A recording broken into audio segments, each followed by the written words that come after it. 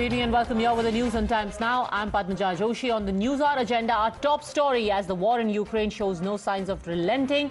The situation is getting more dire for students who are still stuck, especially in conflict areas. India has now got to do a tightrope walk, negotiating concessions from the two warring countries, only so that it is able to get its citizens out safely somehow.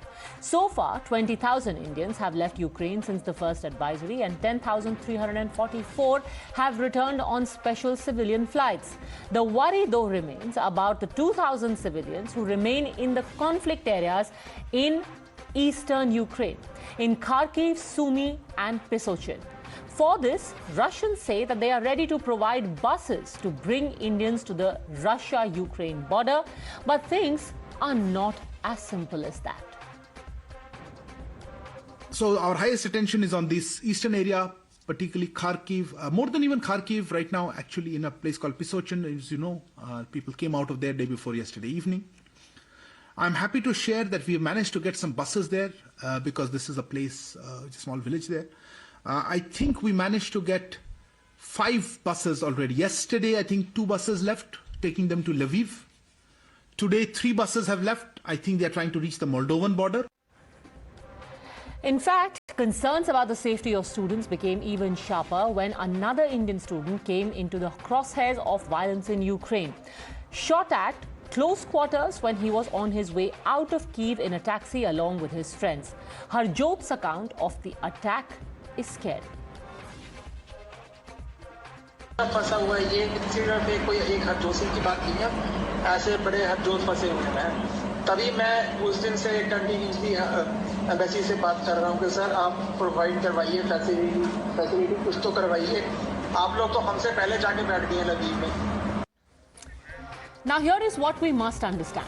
Where do these cities stand in relation to the safe borders where Indian missions are waiting for Indian citizens? Kharkiv and Sumy are closer to the Russian border in the east. They are bang in the middle of the worst fighting, shelling that is taking place. 300 and 700 students are stranded in these two cities respectively. Some from Kharkiv have been moved to Pisochin, which is some 11 kilometers away. 5 buses have now taken students from these two cities to Lviv and the Moldovan border. After the shooting of Harjot, more questions are asked of the government. Is it cruelty or ineptitude which has left students stranded? But most important is the question for the parents of the stranded students: how to get them out of the conflict zone and safely back home. जो evacuation है उसके लिए तैयारी बिल्कुल नहीं की गई थी और जब हो रहा है जिसका ये श्रेय लेना चाहते हैं तो उस समय बड़े कष्ट के साथ बच्चों को नौजवानों को बड़े कष्ट के साथ इवैक्यूएशन हो रहा है और इसका हमें खेद है. इसको हमने बड़ा स्पष्ट कह दिया है और वहाँ पर जाके नारे लगवाना और नारे लगवाकर मोदी जी का नारा लगवाना ये आज हमारी प्राथमिकता नहीं हो सकती. If the government of India takes up this evacuation so seriously, why would the states respond to this kind of approach? I think they have somewhere the government of India has failed. They could have preempted this, they could have visualized this much before the actual war started.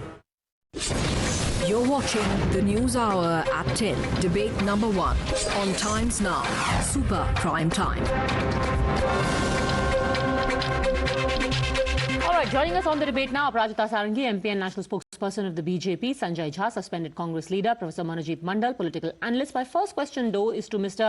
M.K. Bhadrakumar, who's a former diplomat. Sir, I want to ask you, how exactly now can India try and get Indians out from Sumy and Kharkiv? From your diplomatic experience, what would be the best way at present? It all depends on, who's backing us there. Is the Ukrainian government backing us there, or are the Russians sympathetic towards us? These are the questions that we need to think about. We have the example of what the Chinese did. The Chinese did in a convoy, got all the students to collect at a point, and then in a long convoy of buses with armed escort, they were sent away to Odisha. Now, that is one model. As far as Kharkiv and all is concerned, we need to anticipate the Russian strategy. The Russian strategy is that, that there are 2-3 columns coming from the east towards Kiev. And there is, you can expect that after Kharkiv, the region in the eastern Ukrainian part, that is going to be quite volatile, quite dangerous rather, because these columns will come there. From the north, columns have reached outskirts of Kiev. And in the south, there are operations still going on for securing the ports on the Black Sea. After that, there will be a column coming up north also. So I think it's my assessment, it is extremely risky to expect the students to work out their own way or to advise them to leave. There has to be some kind of mobilization. And that is best done by the embassy, as far as I can see. So, do you think the Russians mean it when they say that we have arranged for buses, we are willing to give safe passage? The same issue has got two very different versions depending on who you listen to, the Ukrainians or the Russians. Are both of them playing mind games with us when it comes to the extraction of Indians? Now, you see, the uppermost thought in the mind of the Russian commanders there or the Ukrainian commanders there is certainly not the welfare of the Indian students. So, if we start apportioning blame, if we start, looking into that way, into the whole situation, then there's no end to it. It becomes a blame game. The point here is that there is a very, very acute situation there in Kharkiv. And this could have been anticipated. In my opinion, this could have been anticipated because Kharkiv is a very sensitive point for the Russians. It's about 40 kilometers something from the Russian border. And it is from there that the main incursions will have to come, and they have met with resistance there. That's a place where the Ukrainian forces have deployed, in fact, some of their best divisions. So the fighting is rather intense in that area. And then even from there, from what you hear, if you look at the map, what is the distance to Lviv and to the border? It's a long distance. You're expecting these students to travel across the country in this sort of a situation. It doesn't make sense, in my opinion, at all. Naturally, I would think that, that the closest border, which is the Russian border, is what is most preferable for us. In fact, yesterday, government sources had said that there is an IL-76 which has been kept on standby in India. It's going to fly out to Russia to bring back Indians who will eventually get there. So far, the MEA says that hasn't happened. What exactly is the plan, Aparajita Sarangi? The reports from all quarters is that definitely that, the Ukrainian forces know that they can't put up a credible resistance once the Russians start coming in, moving in. And now, the Russians will really press very hard because they will have to lay siege to Kiev. That is their strategy. So you see, in a place called Snake Island, for example, in Black Sea, the Ukrainians used the sailors from Bangladesh as a human shield. And it is known that even in the nuclear installations, in nuclear power plants in the country, they are, getting embedded there in such sensitive places so that the Russians will not dare to attack them. So this sort of tactic, they are resorting to. Now, you saw the plight of one Indian, which you were highlighting. Yes. That, he was shot at. There is, you have to understand that in Western Ukraine, it's a fact, Western Ukraine is a hotbed of Ukrainian nationalists. And, from Nazi history, they collaborated with Hitler. That is the kind of people they are. And there are these neo-Nazi elements and roaming around all over. And they have their own agenda. It's not a country where even if someone were to help us in Kiev, his writ is not going to run because there are. Sir, I have to interrupt you for a second because there is some news coming in from Kharkiv, and I have to say this is very good news at this point, and it is big news that a large number of Indians have actually managed to leave Kharkiv today during a lull in the fighting. Information coming in that trains were run and Indians were allowed to leave Kharkiv. All right, so that's good news for everyone watching, especially parents of those whose children are still in Kharkiv. But Aparajita Sarangi, what's the big plan? A very good evening. I can only say that this is not the time to indulge in blame game. Let us appreciate the fact that no less than the Prime Minister is monitoring the situation twice a day with all his people. There have been 4 high-level meetings, and in the first Cabinet Committee on Security meeting, Prime Minister made it very clear that his topmost agenda was to ensure the safety and security of citizens in Ukraine and to get all of them very safely here. Now, let me inform all of you that a couple of months back, we had anticipated this situation, and a database of about 19,763 Indians in Ukraine had been prepared. So to say that we had not anticipated and we had not acted in advance is absolutely far from the truth. We had worked on it, and we knew things were not right, and war would be coming. War was just around the corner. Okay. So in fact, we had requested people to come back, and 4,000 people had come back to India at that point of time. And let me tell you, as you have mentioned, about 20,000 have already left Ukraine for India. Okay. And the civilian flights are going, you understand, and the operation Ganga is on, and under which we have got about 6,400 people. And I get all of that. Now, people are. Now, I'll be very blunt with you. There are 4,000 of our students in Sumy. The ME acknowledged that. And from Sumy, the kind of accounts and the SMSs that we in times now are getting are horrifying. They're saying we have no water, we are living in unsanitary conditions. How are you planning to get them out? We are in touch with the embassies there, Ukraine and Russia. We are in touch with the ambassadors of these 2 countries in India. So we are monitoring the situation on moment-to-moment basis, if I can say that. Ministry of External Affairs is actually briefing the entire nation very frequently, I must say. And 4 ministers are there. And our Prime Minister is in touch with the neighboring countries, heads of states. Okay. So I think we are all working together. This is Sanjay Jha, there are a lot of things that can't be said in a press conference or on TV, but the fact that there was a lull, nobody is going to say it in so many words, but now we've got pictures of Indian students who managed to leave Kharkiv. So there is back channel, there is a quiet diplomacy, which can't be spoken of on television, but it is managing to get students out in 1s and 2s and 10s and 20s. Padmaja, to you and to all the other panelists, I'm going to try and rise above the petty partisan politics here, and I will say this is perhaps the time to cut the slack on the government.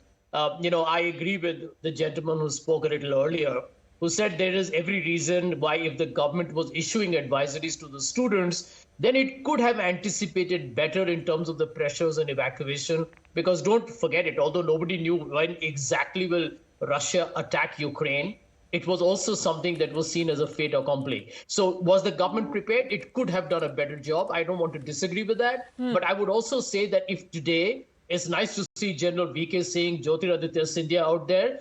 I think the decision of Mr. Modi's government to send the ministers, because they can use their, whatever official clout to perhaps access airports or put pressure on the domestic embassies. I think to that extent, that's a pretty prudent step. I think that the worry at the moment, Padmaja, that all of us need to have is that there are 2 points of debate. Is this going to be a long war where Russia is going to probably struggle for a long time before it is able to take over Ukraine? Or is there going to be a sudden dramatic escalation where Air Force and maybe the Russian military and there is more ground, feet on ground, and they just launch a brutal attack? It's just possible. If that happens, then the risk that we run is all those who have not yet been rescued could come under the crossfire. Okay, So I think the what can be done? What more can be done, Mr. Bhadrakumar, diplomatically? We're seeing a big breakthrough without a doubt. Nobody is saying that the worst is over, but this is a welcome breakthrough. What more can the government of India do? I don't think we should draw satisfaction and call this a breakthrough, because the western borders of Ukraine are going to be extremely dangerous. You know, probably that there are about 18,000 mercenaries who have entered the country. And, you know, it's systematically, you know, the NATO countries and the United States is providing them with the logistics also. The United States actually invited the mercenaries to come and take part in that. And that is official policy in Kiev also. So you can expect, you know, that an extremely dangerous situation is going to develop there, where there will be no one in command in Kiev, and, you know, they will lose control over all these things after a point of time. So I think, you know, I repeat what I say, that the students who are in the eastern part, they should be evacuated towards Russia. And in the morning, I heard from the I saw from the Russian press, in fact, attributed to a general, a spokesman of the defense ministry, saying that, you know, that they have arranged buses and they are going to arrange evacuation to Belgrade. You're right. But here's the thing. When we asked the MEA about it today, when the spokesperson was briefing, he said categorically, yes, I have heard reports about Russians giving buses, but those buses are 50 to 80 kilometers away from Sumy and Kharkiv. The children cannot walk 50, 80 kilometers. You know, the point is this, that, you know, that these buses can come into the city only if there is a deal with the Ukrainian army command possible. And the Russians would have been talking to them. Now, as I told you, it's not in Ukraine's interest, you know, to cooperate for the orderly evacuation. Because if there is anarchy and if this kind of sensational stories come out of it, they hope that the Russians will get a bad name. That is the kind of game that they are playing. I mentioned to you to the extent to which they went, in fact, jeopardizing the lives of these Bangladeshis in the Black Sea. So this is happening all over the place. So you have to work out really in terms of an organized evacuation. This leaving it to the children to, you know, move out in 1 and 2 and in taxis and railroad, you know, trains. I don't think that this is going to help us, take us very far. And Professor Manojit Mandal. And the situation is going to turn more dangerous. Padmaja, it's very easy for all of us to comment from India. We need to understand, I mean, how our students must have been going through at this point in time. It's horrific conditions, you know. They are, you know, drinking water from the toilet, you know. More importantly, some of them are being used as human shield. I mean, this is remarkable. I mean, how can you use these, you know, students as human shield? I mean, if these reports are true, I mean, the worst is still not over.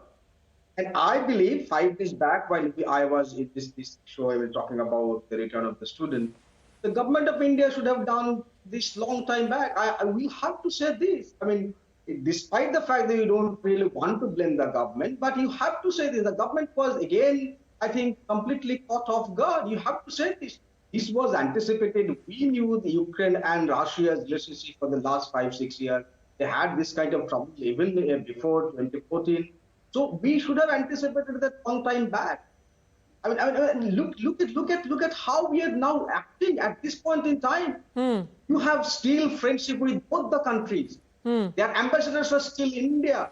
What is your diplomacy? What the foreign ministry is doing? Both the ambassadors are there in Delhi. Talk to them, meet them. That you please save our students, save our children. Don't use sir, them as a matter of fact, that has been done. Both ambassadors have been called. The Prime Minister has spoken to both heads of state. And yeah, the Prime Minister, but Padmaja, it is also very saddening to see the Prime Minister, when there is election in UP, is meeting the students who returned. What kind of message is this? Is it not political?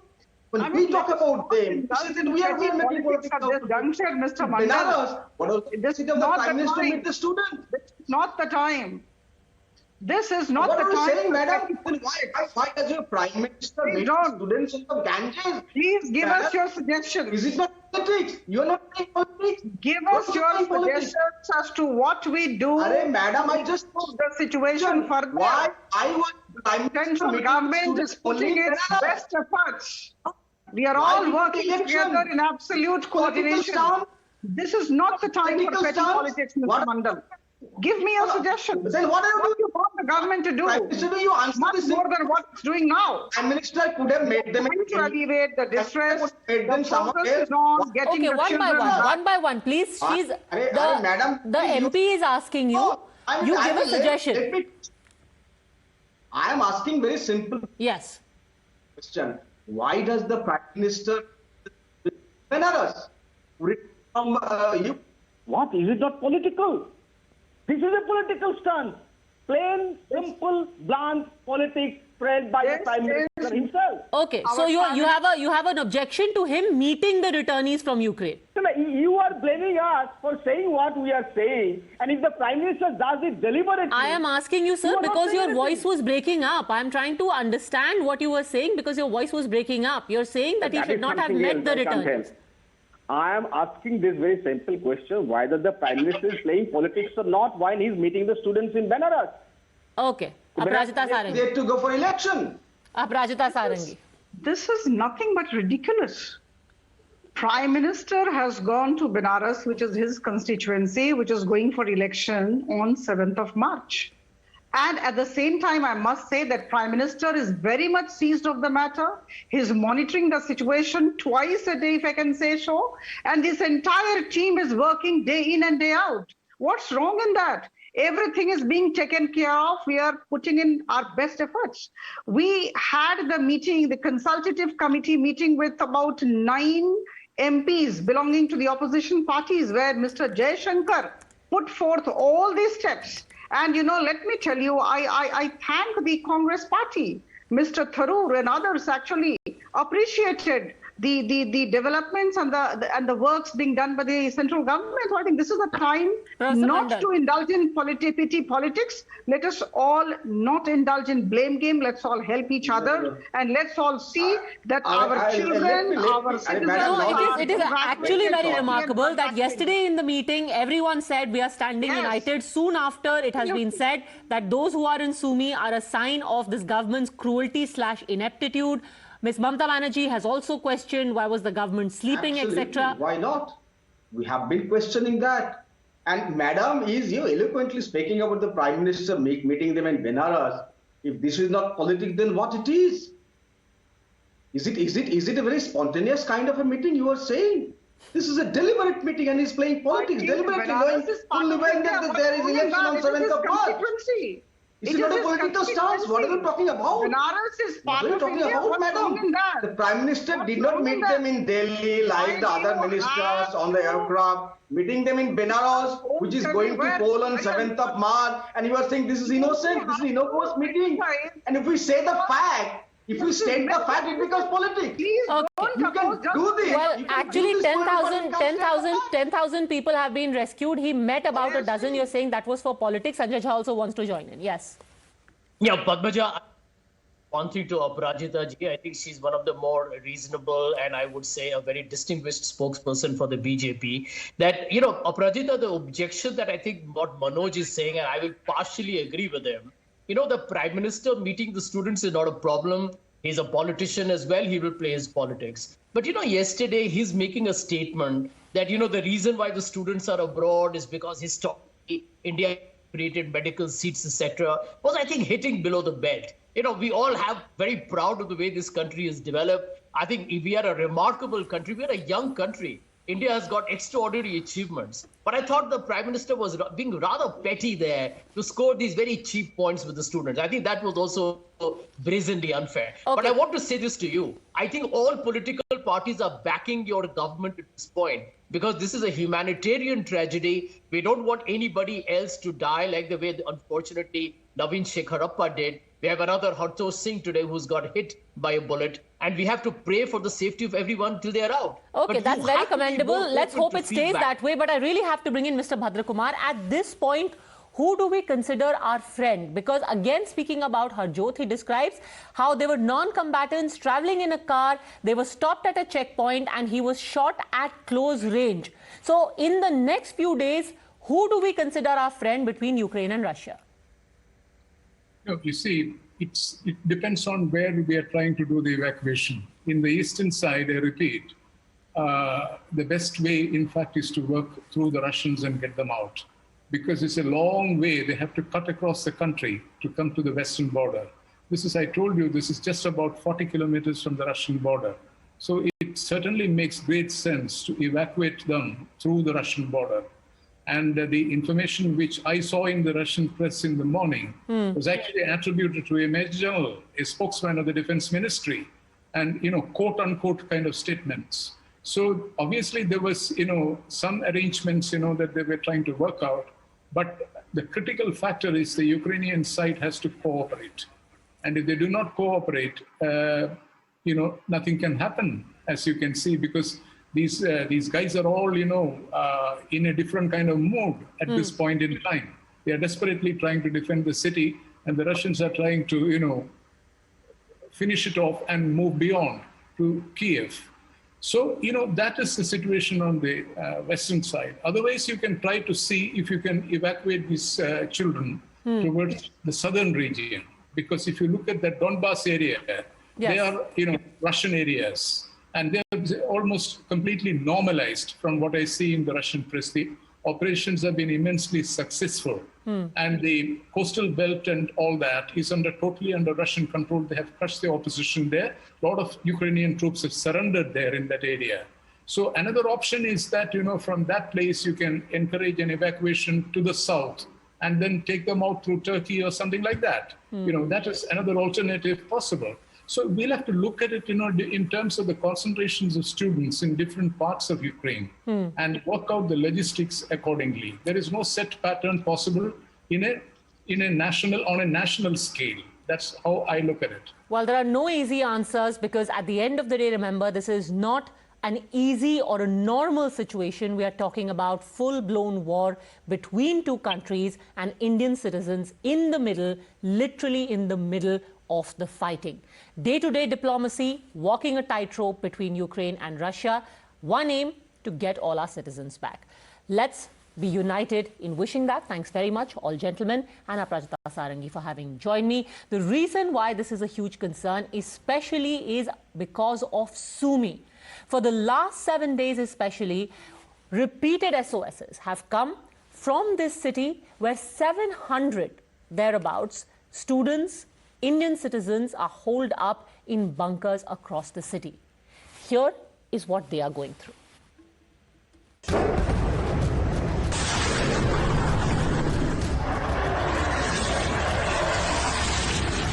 Ukraine government is not allowing us to travel to the borders. I don't know how we are going to survive like this. It's destroying our mental stability. हमें ये नहीं समझ में आ रहा है अब हमारा help कैसे किया जाएगा. Heart-wrenching desperation. Save us now before it's too late. This SOS comes from the bunkers of Sumy city, where close to 700 Indian students are stranded. They narrate their ordeal on Times Now. Now our current situation is like Ukraine government is not allowing us to travel to the border. So please concern authorities, do whatever you can. Yes, please, as soon as possible, please take some immediate action or else we will die for sure. These students sent us this message: save us now or we will die. Not just bullets and missiles, they fear they may die of starvation. Right now we can't cook food, and we have food but we can't cook food. So I don't know how we are going to survive like this. So please tell to India, tell to the Ukrainian government to make this evacuation even more faster. Another student, Faisal, tells us that he tried connecting with the Indian embassy but to no avail, while deft diplomacy built a safe passage from Kiev and Kherson. There are those in Sumy who are still pleading for help. हम embassy से touch में रहना चाहते हैं पर embassy call receive नहीं कर रही है. हमें ये नहीं समझ में आ रहा है अब हमारा हेल्प कैसे किया जाएगा. But the Indian government vows that no Indian will be left behind. Those who are stuck in Ukraine,